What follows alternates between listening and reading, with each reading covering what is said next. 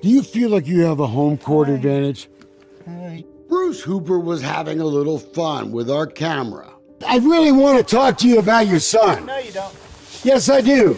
But Mr. Hooper wasn't laughing moments earlier when we first saw him in the yard of his home in the tiny town of Norwood, Colorado. You admitted that you molested a child. Don't you think that's important?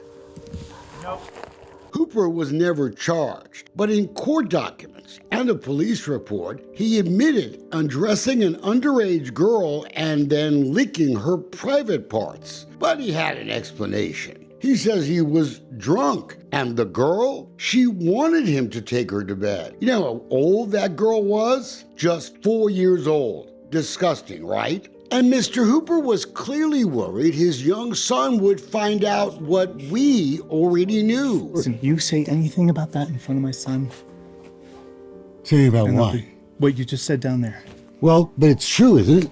His confession is absolutely true. Even if you just go by what he admitted to, that is a person, in my humble opinion, who should never be around another child for the rest of his life.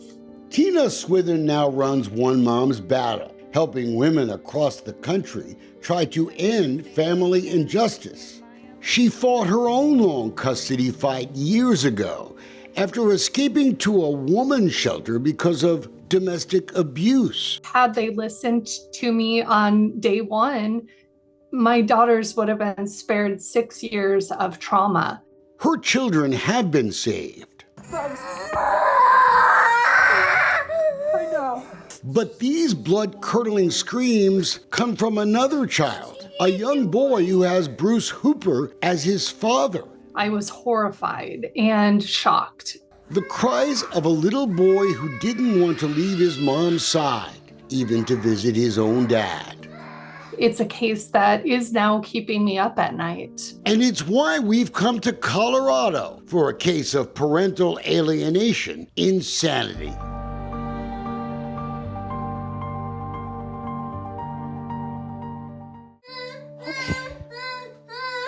Okay. I just want to kill myself right now. It's hard to listen to this. We have blurred the little boy's face, but you can certainly hear his pain.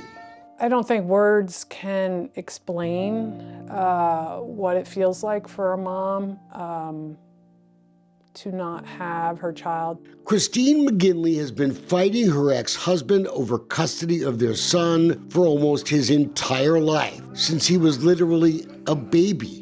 She left when Hooper was charged with harassment and domestic violence for, quote, pushing her to the ground while she held their infant child in her arms. I know that you were found guilty of domestic violence. I know that you admitted. That wasn't, no. You weren't I was not found guilty. You weren't? It was a plea deal. Actually, Hooper pled guilty in what's called an Alford plea, where the defendant doesn't admit to actually committing a crime.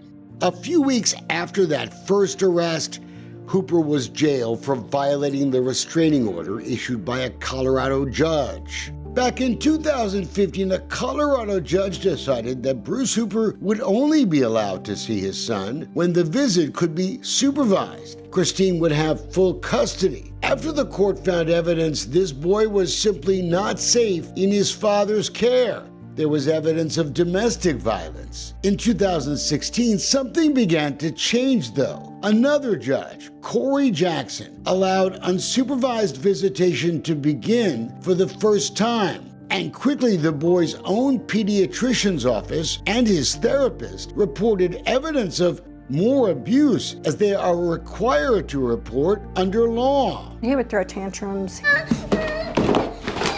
He began using sexualized terms like my junk, and he'd pull down his pants and rub his penis against Christine. Very unusual behavior. Injuries around the eye, injuries on his forehead, injuries mostly in his face and head. A lot of them within a short period of time. And things continued to escalate and escalate. 2 years ago, Bruce told ProPublica the bruises were just part of being a boy, and suggesting, like that 4-year-old girl he molested, his son wanted to play rough. And my son is a boy through and through. Today he got pissed off at me and he fucking was throwing punches at me and wailing on me. And he'll be like, I bet you can't tickle me now. He's begging for the rough house. After he admitted molesting a little girl, Hooper claimed he was the only victim. That 4-year-old girl, he said, did not suffer and has no recollection of it. Are you kidding me? Despite the troubled history, the local CPS office, we learned, had actually decided as far back as 2015 that the problem wasn't really dad, but mom's reports of abuse. And that was long before the custody fight started. And that's where the conflicts in this case start to really take shape. CPS caseworker Jenny Thomas wrote, "It might be smart for Bruce to have something substantiating that she is wrong about him. Why would CPS be helping either side? Geography, it may explain it. There's only 529 people living in Norwood, Colorado. The CPS worker who was involved in this case lives right here, just minutes away from the dad. They developed a relationship, and can you believe it? She's now the emergency contact for his son at the local school." 2 years ago, ProPublica did a deep dive on this case, citing other emails from CPS. Is mom making this up? One asked. And then those words, is mom creating parental alienation with regards to dad? Essentially, supporters of Bruce started to claim that somehow Christine was convincing her son to be part of some conspiracy to discredit dad. You really believe in parental alienation? Yes, absolutely. I've experienced it myself. The United Nations Human Rights Council has blasted parental alienation as a pseudo-concept, not really real. But in this tragic Colorado case, it became clear that the local cops were convinced by Bruce too that mom and this little boy were making it all up. One of the cops in Norwood was this guy, Norman Squire, who had acted with Bruce in theater productions in nearby Telluride, where the San Miguel County Courthouse is located. 5 years ago, the principal of the local school called police after the boy claimed his father, quote, touches his penis and beats him. It was one of several complaints based on the child's outcry. Hooper may not think that previous molestation matters, but it mattered to the principal of the school in Denver. He was banned from coming on school property, despite 36 complaints from experts warning that Bruce was hurting his son. One of the few supporters of Bruce turned out to be the wife of the former chief judge here in Telluride, Stephen Patrick. Here's the bigger problem. It wasn't Christine that was making the complaints about alleged abuse. A physician's assistant in 2018 wrote, quote, I have recently seen many disturbing pictures of the boy's rectum and penis and have serious concerns that he's being molested. Dr. Smith has been a practicing psychologist for half a century. Nobody did anything. Nobody listened to it. They believe Buff.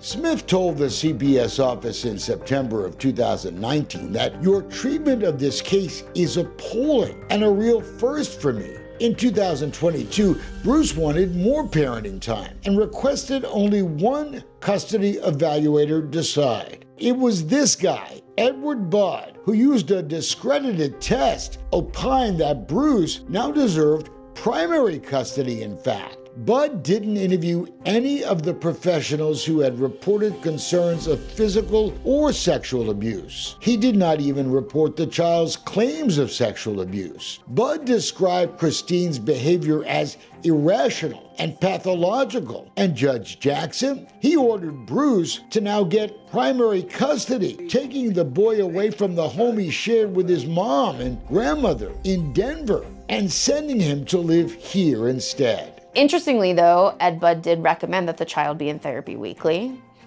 while being placed in a dad's care. That hasn't happened.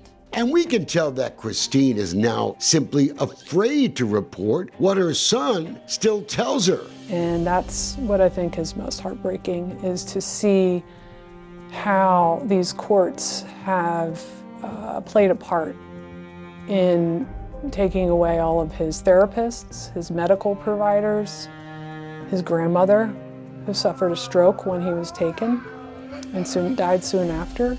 Last year, Judge Jackson finally recused himself in the case, but only after he was appointed the new chief judge, taking over from the guy that was married to the therapist, Susan Kuykendall. She originally believed Hooper's story, but apparently not anymore. There is a new judge, a woman, Kelly Starrett. But little seems to have changed. The little boy is still crying out before he goes back to dad. This piece of audio will pull at your heartstrings, especially if you're a parent. I don't want to go and I'm angry. I just hurt myself really badly. I just want to kill myself right now.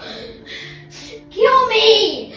I hate life! He's at an adolescent age where suicide is incredibly common. And self-harm statements, this child's never made self-harm statements before, until now. Okay. And I think he's afraid to even say anything because he's never believed, literally. Christine's lawyer requested a court hearing over these threats of self-harm. She was denied without a hearing. I mean, that's wrong, flat out. Like, we are not protecting children. Then there was a motion to change venue filed in November to get this controversial case judged somewhere else, somewhere where the conflicts aren't so obvious. The relationships in the 7th Judicial District, it reads, demonstrate prejudice to mother. Judge Starrett said no. Again, without a hearing. That's simply not justice. You feel like you can't protect him? Absolutely not. Like, it literally keeps me up at night. This little boy is just 10 years old, so we asked Bruce if it was okay for us to talk to him. Would you mind if I talk to your son? No, you say one word to my son and I'm gonna have you arrested, okay? That's why I asked your permission. Okay, go away, please, go away. I waved anyway, but it was hard to leave after seeing the look on that little boy's face. Sadly, it's just one of the family injustice horror stories that are now sweeping America's family court system in the name of parental alienation insanity. Huh? Don't touch my face with your camera. Our work on family injustice began more than 7 years ago in our headquarters hometown, Houston, Texas. We dramatically changed the way family lawyers were donating money to Texas judges for their political campaigns. But in Colorado, district judges are all appointed by the governor. So we hope Governor Jared Polis is watching this. In the end, the only thing that really matters is this little boy, who must already be so damaged by all of this. From what we can see, his best interests are simply not being protected by the courthouse in this Colorado ski town. Their unwillingness to do the right thing is indefensible. They have not liked the publicity here in Colorado on this case. Too bad. But maybe they should be sensitive. Are they doling out family justice here in Colorado? Or are the folks in this courthouse guilty of family injustice? Once you see what is happening in the court system, I don't know how you walk away from it. I think it will go down in history as one of the biggest scandals of our lifetime if and when it's ever exposed. Christine only gets to see her little boy twice a month. She has to drive all the way from Denver through dangerous mountain passes and then has to drive 7 hours back. The Christmas tree is still up in Christine's Denver house. She set it up with her son over her Thanksgiving visit with him. She's leaving it up until her son comes back for his next visit this month. I haven't seen any case, and I have investigated hundreds, where this many experts, dozens of experts, say there's something wrong here. Dozens of experts. I agree. But in these courts, it doesn't matter.